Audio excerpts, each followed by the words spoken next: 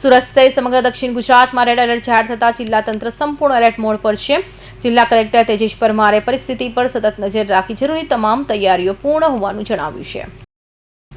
સુરત સહિત સમગ્ર જિલ્લામાં ભારે વરસાદની આગાહીના પગલે જિલ્લા તંત્ર સંપૂર્ણ એલર્ટ મોડ પર છે। જિલ્લા કલેક્ટર તેજેશ પરમારે જણાવ્યું કે બંગાળની ખાડીમાં સર્જાયેલું ડિપ્રેશન ગુજરાત તરફ આગળ વધી રહ્યું છે અને તેની અસર હાલ જોવા મળી રહી છે। પરિસ્થિતિને ધ્યાનમાં રાખીને તમામ અધિકારીઓની રજાઓ રદ કરવામાં આવી છે।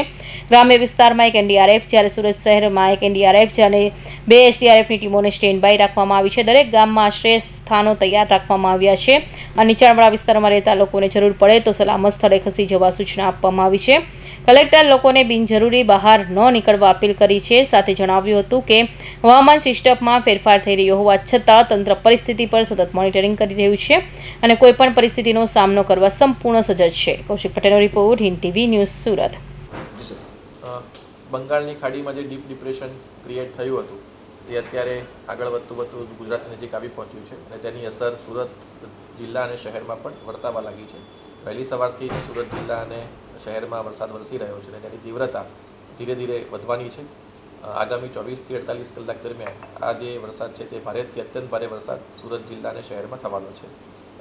તેથી તકેદારીના ભાગરૂપે આમ તો ગઈકાલથી જ તમામ ટીમોને સાવચેત કરી દેવામાં આવી છે। તમામ તાલુકા વિકાસ અધિકારીશ્રી, મામલતદારશ્રી, પ્રાંત અધિકારીશ્રી તમામને આ બાબતે એલર્ટ કરવામાં આવ્યા છે। સુરત મહાનગરપાલિકાની ટીમ પણ છેલ્લા 2 દિવસથી એલર્ટ મોડ ઉપર જ છે અને માનનીય કમિશનરશ્રી દ્વારા પણ તેમની સતત મિટિંગ લઈને તેમને પણ સાવચેત કરવામાં આવેલા છે। આજે વહેલી સવારથી જે વરસાદ શરૂ થયો છે તે બાબતે આજે વહેલી સવારથી તમામ અધિકારીઓને ફરીથી સચેત કરવામાં આવ્યા છે અને નીચાણવાળા વિસ્તારમાંથી લોકોને સ્થળાંતર કરીને સેફ સ્થળે લઈ જવા માટેની તમામને સૂચના આપવામાં આવી છે। આપણા જે આશ્રય સ્થાન જે છે તેને પણ આપણે તૈયાર કરવામાં આવ્યા છે અને ત્યાં પણ લોકો આશ્રય મેળવી શકે છે। વિશેષ તકેદારીના ભાગરૂપે સુરત શહેરની અંદર એક એનડીઆરએફની ટીમ અને 2 એસડીઆરએફની ટીમ ઓલરેડી આપણી પાસે અવેલેબલ છે, જેને એલર્ટ મોડ ઉપર રાખવામાં આવી છે અને ગ્રામ્ય વિસ્તારમાં પણ એક એસડીઆરએફની ટીમ એલર્ટ મોડ ઉપર ઓલરેડી છે। એટલે મારી તમામ નાગરિકોને ખાસ વિનંતી છે કે જરૂરિયાત ન હોય ત્યાં સુધી બહાર નીકળવાનું ટાળે અને આગામી 2 દિવસ આપણા માટે ખૂબ જ ભારેથી અત્યંત ભારે વરસાદવાળા રહેવાના છે। એટલે નીચાણવાળા વિસ્તારની અંદર જ્યાં પાણી ભરાતા હોય ત્યાંથી તાકીદે સ્થળાંતર કરીને સેફ સ્થળ ઉપર જાય અને આ માટે અમારી ટીમ પણ મદદ હંમેશા કરે છે।